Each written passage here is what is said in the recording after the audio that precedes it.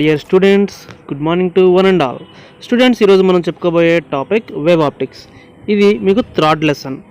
So ఈ లెసన్లో ఉండేటటువంటి ఇంపార్టెంట్ క్వశ్చన్స్ అన్నిటిని కూడా తెలుగులో ఎక్స్ప్లెయిన్ చేస్తాను. సో వీడియోని స్కిప్ చేయకుండా పూర్తిగా చూడండి. అలాగే నా ప్రీవియస్ వీడియోస్ ఎవరైనా చూడకపోయి ఉంటే వాటికి సంబంధించిన లింక్స్ డిస్క్రిప్షన్లో ఇస్తాను. సో తప్పకుండా వెళ్ళి చూడండి. స్టూడెంట్స్, అలాగే మీరు నా ఛానల్ని ఇంకా సబ్స్క్రైబ్ చేసుకోకపోతే వెంటనే కింద ఉన్న రెడ్ బటన్ని క్లిక్ చేసి సబ్స్క్రైబ్ చేసుకోండి. అలాగే బెల్ బటన్ కూడా యాక్టివేట్ చేసుకోండి. నేను వీడియో పెట్టిన వెంటనే మీకు నోటిఫికేషన్ వస్తుంది. స్టూడెంట్స్, ఈ లెసన్లో మనం నేర్చుకోబోయేటువంటి ఫస్ట్ క్వశ్చన్ వచ్చేసి explain Doppler effect in light, distinction between red shift and blue shift. So Doppler effect లైట్లో ఎక్స్ప్లెయిన్ చేయమన్నారు.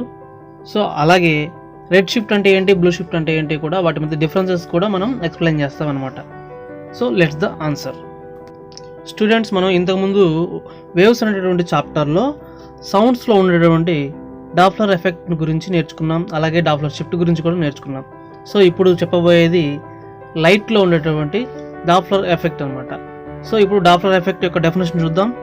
The apparent change in frequency of light due to relative motion between source of light and observer is called Doppler effect.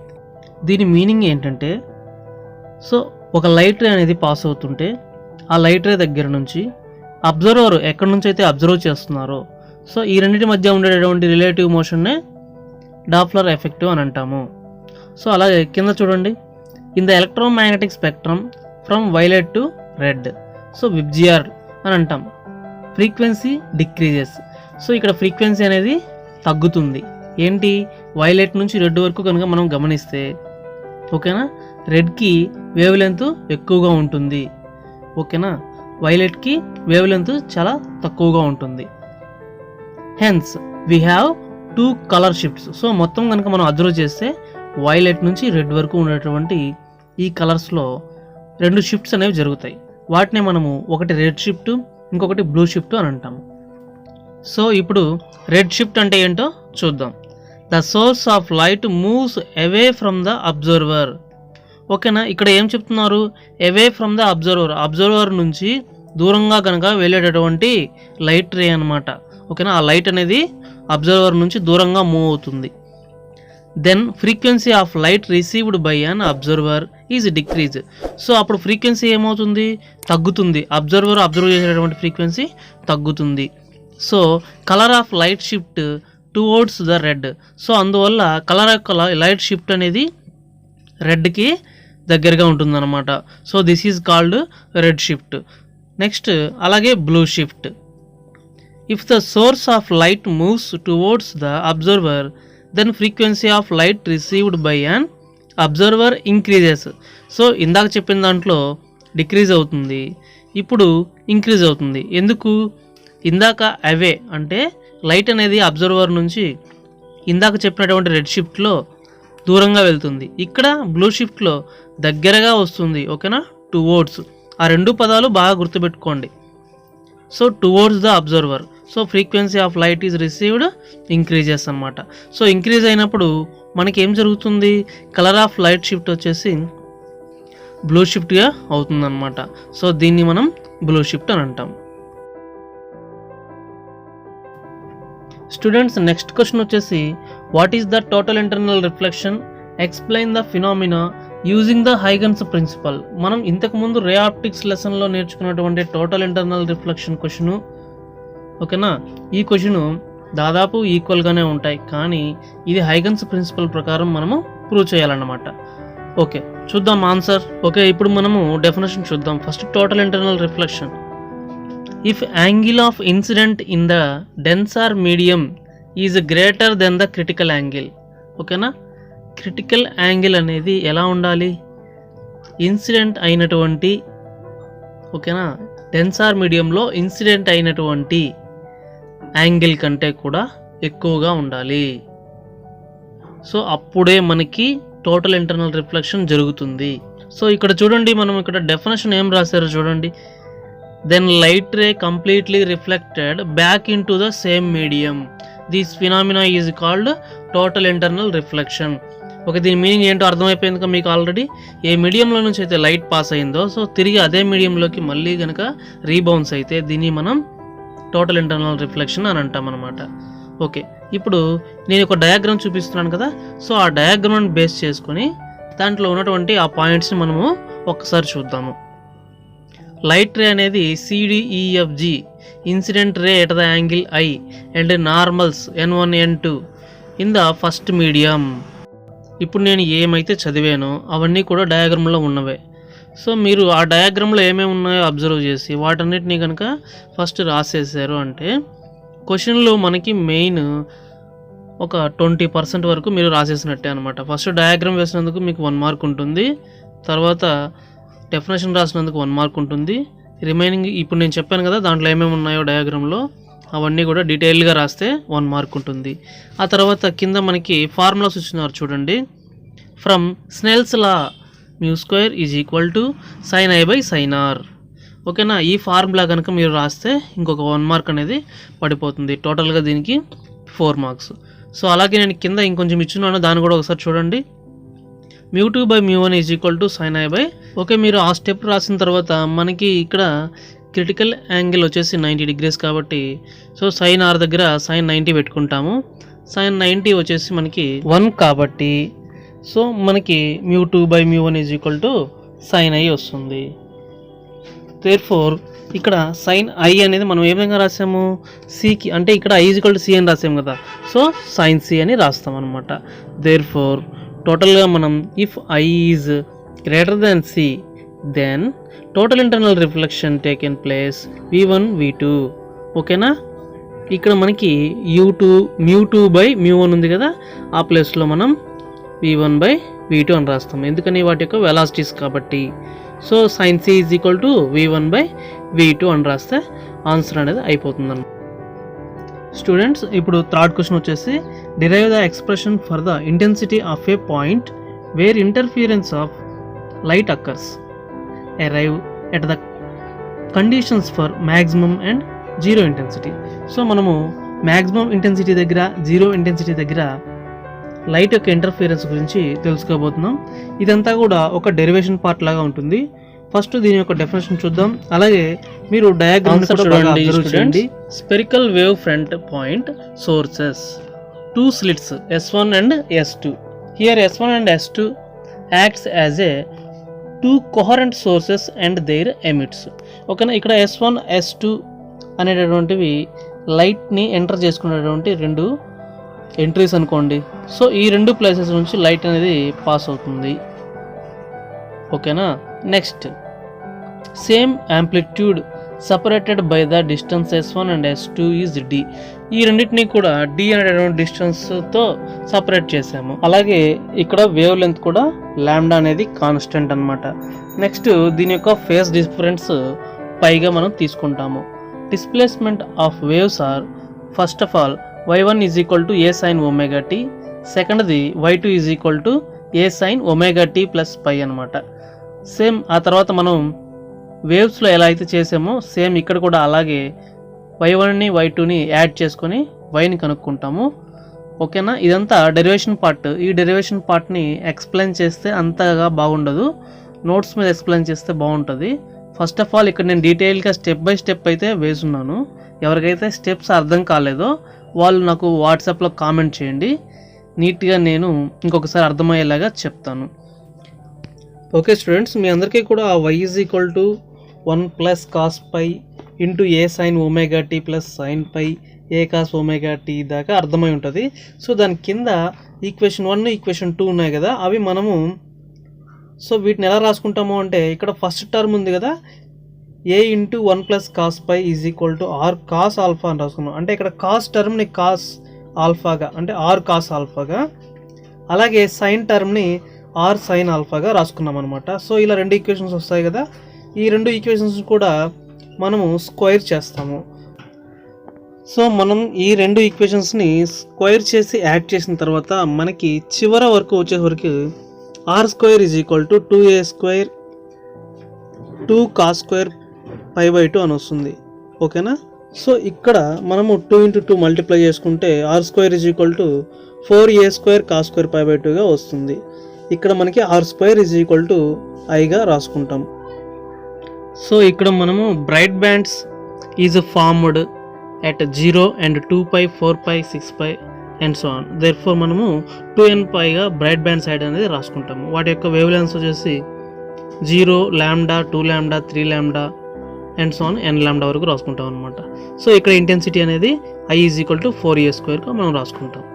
Next అలాగే dark bands వచ్చేసి వాటి యొక్క differences πe, 3πe, 5πe. So ఇక్కడ మొత్తం odd numbers కదా, 2n+1గా 2n+1 × πగా మనం తీసుకుంటాము. అలాగే వాటి యొక్క పాత్ డిఫరెన్స్ వచ్చేసి λ/2, 3λ/2, 5λ/2 అండ్ సో ఆన్. సో అలా 2n+1 × λ/2 దాకా తీసుకుంటాం. సో ఇక్కడ ఇంటెన్సిటీ I = 0 అవుతుంది. Students, next question. Does the principle conservation of energy hold for interference and diffraction phenomena? Explain briefly. Okay students, ఈ క్వశ్చన్ వచ్చేసి ఇంటర్ఫియరెన్స్ అండ్ డైఫ్రాక్షన్ ఫినామినా అని చెప్పి గుర్తుపెట్టుకోండి. ఇది 4th క్వశ్చన్. ఆన్సర్ చూద్దాం. Yes, the principle of conservation of energy holds good for the phenomena of interference and diffraction. ఓకేనా, ఇది మనం ఫస్ట్ రాయాలి. అవును, the principle of conservation of energy holds good అని రాయాలన్నమాట. ఓకేనా. నెక్స్ట్ వచ్చేసి in case of interference the energy will be disappear at the position of dark bands and this energy will be appeared at the position of bright bands. So ఇక్కడ మనకి ఏం చెప్తున్నారు అంటే bright bands దగ్గర అలాగే dark bands దగ్గర energy అనేది కాన్స్టెంట్గా ఉంటుంది. ఓకేనా, this energy remains constant. So principle of conservation of energy holds for good interference అనమాట. Okay, in the interference of redistribution of energy takes place. Energy of the dark bands is transfer to bright bands. So energy అనేది dark bands నుంచి bright బ్యాండ్స్కి transfer అవుతుందన్నమాట. Through this average energy of a wave remains is same. So average energy అనేది మాత్రం సేమ్గా ఉంటుంది.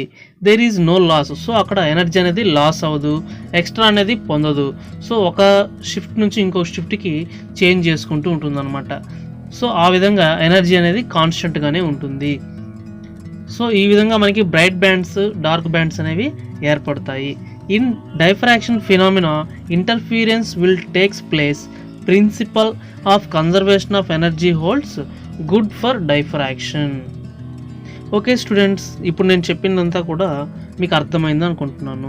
So next question, 5th question. How do you determine resolving power of your eye? So మనం మన కంటి యొక్క పవర్ ఆఫ్ ఐని ఎలా కనుక్కుంటామో ఒక చిన్న ఎక్స్పెరిమెంట్ ద్వారా ఈ క్వశ్చన్ అనేది ఎక్స్ప్లెయిన్ చేయడం జరిగింది. ఫస్ట్ మనము resolving power of eye can be estimated by using a simple experiment. Make a black strips of a equal width. మనము ఈక్వల్ విడ్త్లో బ్లాక్ స్ట్రిప్స్ని తీసుకోమని చెప్పారు. సో అలాగే వైట్ స్ట్రిప్స్ని ఇంక్రీజ్ చేస్తూ వాటి యొక్క విడ్త్ అనేది 0.5 mm నుంచి 2 mm దాకా, అంటే మనకి 0.5 పెంచుకుంటూ పోతూ వాటి యొక్క సైజ్ అనేది ఇంక్రీజ్ చేసుకుంటూ తీసుకోమని చెప్పారు. సో ఇలా తీసుకున్న తర్వాత వాటిని ఒక వాల్కి అంటించమని చెప్పారు. ఒక ప్యాటర్న్లో అంటించేసేసి మనము దానికి కొంత డిస్టెన్స్లో నిలబడి ఒక కంటితో ఫస్ట్ దాన్ని అబ్జర్వ్ చేయాలన్నమాట. సో అబ్జర్వ్ చేసినప్పుడు మనము లెఫ్ట్ నుంచి రైట్కి అబ్జర్వ్ చేసినప్పుడు మనకి పెద్దవిగా ఉండేటువంటి ఈ బ్లాక్ స్ట్రిప్స్ అన్నీ కూడా స్పష్టంగానే కనిపిస్తాయి. కానీ చిన్న వాటి దగ్గరికి వచ్చేసరికి మిక్స్ అయిపోయినట్టు కనిపించాయి అనుకోండి. సో అప్పుడు మనకి ఉన్నటువంటి సైట్ అనేది ఎంతో మనం తెలుసుకోవచ్చు. సో అలాగే అనమాట. ఒకసారి నేను ఈ క్వశ్చన్ చదువుతూ దాని మీనింగ్ ఎక్స్ప్లెయిన్ చేస్తాను, వినండి. ఓకే, ఇప్పుడు మనం ఏం చేసాము, బ్లాక్ స్ట్రిప్స్ని వైట్ స్ట్రిప్స్ని తీసుకున్నాము. వాటి మధ్య ఉన్నటువంటి విడ్త్ని ఇంక్రీజ్ చేసుకుంటూ వాటిని అంటించాము. సో అంటించిన తర్వాత వాటిని ఎలా అంటించాలి, pattern on the wall of room at a height of the observer eye అనమాట. అంటే అబ్జర్వర్ మీరు అనుకోండి, సో మీ యొక్క కంటికి ఎదురుగా గోడకి అంటించాలన్నమాట. The pattern with one eye by moving away closer to wall the observer. అంటే మనము గోడకి అంటించిన తర్వాత దాని నుంచి దూరంగా జరుగుతూ అబ్జర్వ్ చేయాలి ఒక కంటితో.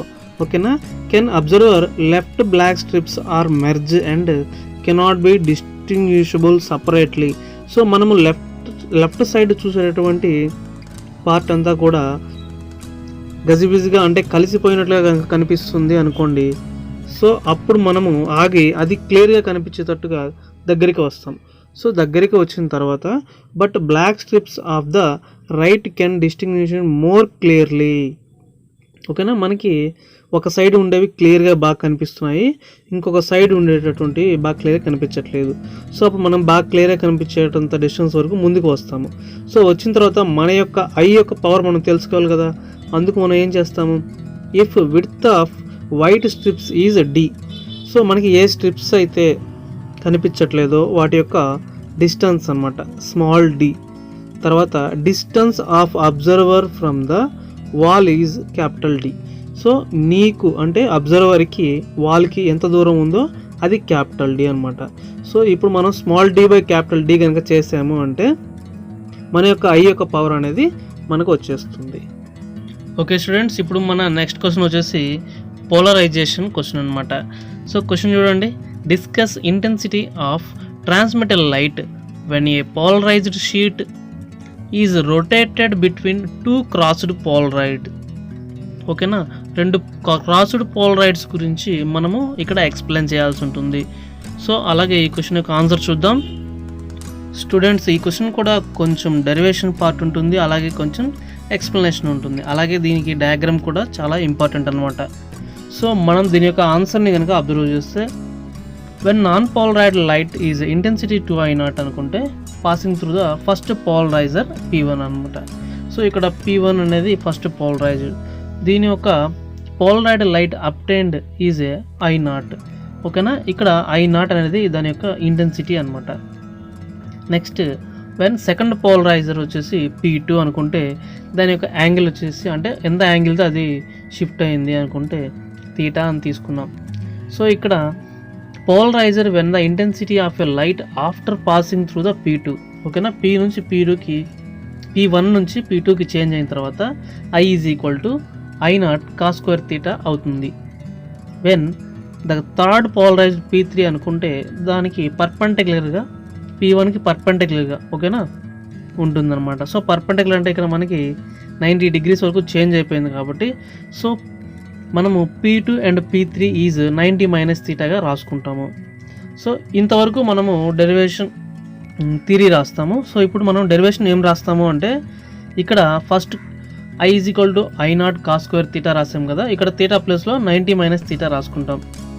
సో దాని నుంచి 90 మైనస్ తీటాని మనం కన్వర్ట్ చేసుకొని I0 cos square theta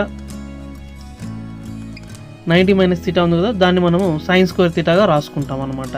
so ఇప్పుడు మనం ఏం చేస్తాము అంటే మనకి I0 టర్మ్ అనేది ఇండివిజువల్గా రావడం కోసం బై 4తో ఓకేనా 4తో ఇక్కడ డివిజన్ చేస్తాము, అలాగే 4తో ఇక్కడ మల్టిప్లై చేస్తాము.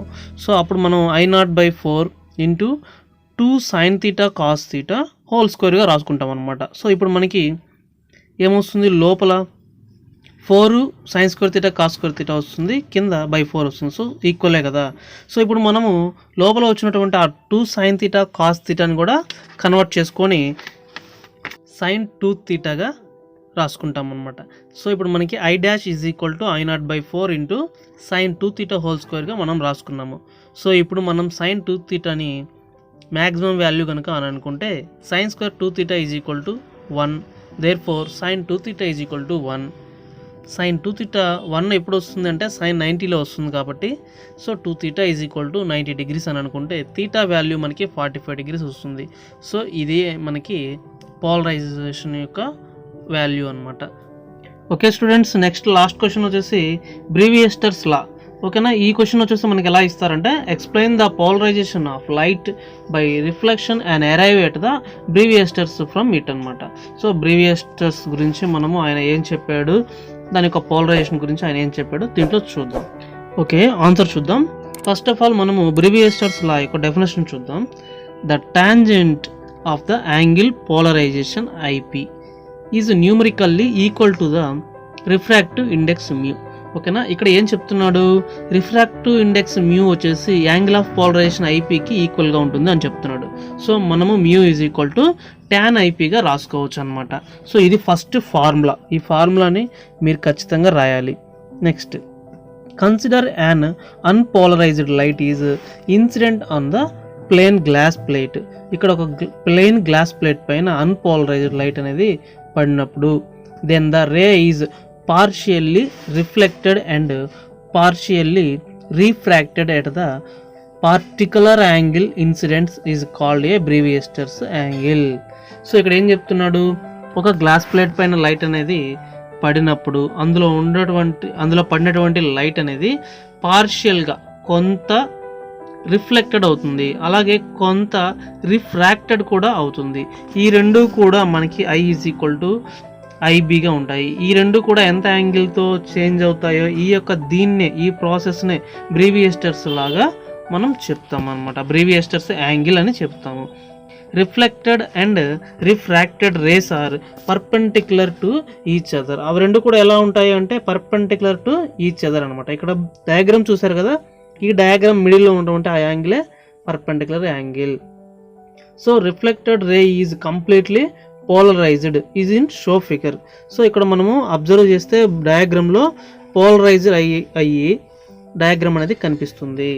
సో అలాగే దీని యొక్క డెరివేషన్ పార్ట్ చూడండి, సింపుల్గా రెండు లైన్లు ఉంటుంది. So Snell's law mu is equal to sin I by sin R అని వచ్చింది కదా. సో ఇక్కడ మనకి ఆర్ అంటే ఇందాక ముందు చూసింది ఏంది 90 degrees అని వేస్తాం. సో ఇక్కడ 90 degrees అని వేయకుండా మనం ఏం వేస్తాము, సైన్ ఇంటూ π/2 మైనస్ I బీటాగా వేసుకుంటాము. సో ఇక్కడ sin IB బై sin π/2 అంటే ఏంది, sin 90 కదా. సో 90 మైనస్ తీటా ఏమొస్తుంది అంటే cos తీటా వస్తుంది. Therefore sin beta by cos beta that is equal to mu is equal to tan IB I beta. ఓకేనా, దీన్నే మనము బ్రీవియస్టర్స్ లా అని అంటాం అనమాట. ఓకే స్టూడెంట్స్, ఇప్పటి వరకు నా వీడియో విన్నారు, చూసారు కదా. సో నేను చెప్పిన విధానం మీకు నచ్చి ఉంటే ఒక లైక్ కొట్టి, అలాగే మీ ఫ్రెండ్స్కి కూడా ఎవరికైనా ఇంగ్లీష్లో చెప్పినవి కొంచెం అర్థం కాకుండా ఉంటే వాళ్ళకి ఈ వీడియోని రెఫర్ చేయండి, పంపించండి, షేర్ చేయండి. ఓకేనా, అలా మీరు షేర్ చేస్తే వాళ్ళు కూడా వింటారు, తెలుసుకుంటారు. సో ఎటువంటి డౌట్ లేకుండా ఒకవేళ ఓన్గా అయినా రాయడానికి వీలుగా ఉంటుంది. సో నేను చెప్పినటువంటి ఈ వీడియో మీకు నచ్చుతుందని అనుకుంటున్నాను. సో అలాగే మీ ఫ్రెండ్స్కి కూడా మీరు షేర్ చేయండి. మీరు నా ఛానల్ని కనుక మొదటిసారి చూస్తున్నట్లయితే సబ్స్క్రైబ్ చేసుకోండి, అలాగే బెల్ బటన్ మాత్రం ఖచ్చితంగా యాక్టివేట్ చేసుకోండి. నేను ఏ వీడియో పెట్టినా ఫస్ట్ నోటిఫికేషన్ మీకే వస్తుంది. Okay students, thanks for watching my videos.